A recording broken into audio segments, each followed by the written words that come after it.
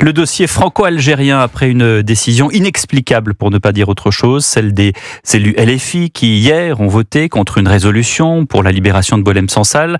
La confirmation aujourd'hui des 2 mandats d'arrêt algériens qui visent un autre écrivain franco-algérien, Kamel Daoud, prix Goncourt 2024 pour son roman Houri relatant les années noires du GIA en Algérie dans les années 90 par le prisme d'une mère ne voulant pas enfanter dans une dictature islamiste. Bonsoir Caroline Baudry. Bonsoir Pierre, bonsoir à tous. C'est le porte-parole du Quai d'Orsay qui confirme ce mercredi ces 2 mandats d'arrêt. Oui, et qui précise suivre l'évolution de cette situation avec attention. Kamel Daoud est un auteur connu, respecté, dit-il.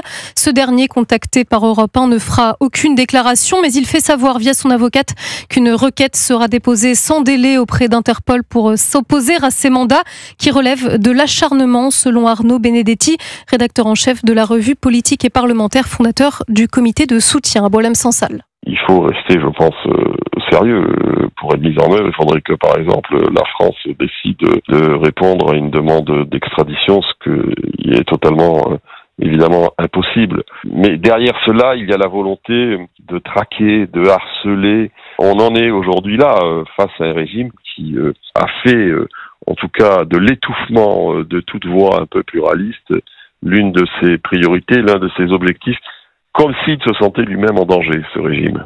Ce mandat est la suite d'une première plainte à l'encontre de Kamel Daoud déposée en Algérie par Sada Arban.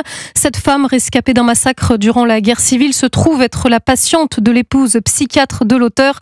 Elle accuse le couple d'avoir utilisé son histoire sans son consentement pour écrire Ouris. Cette histoire est publique en Algérie, se défend l'auteur et ne raconte pas la vie de Madame Arban.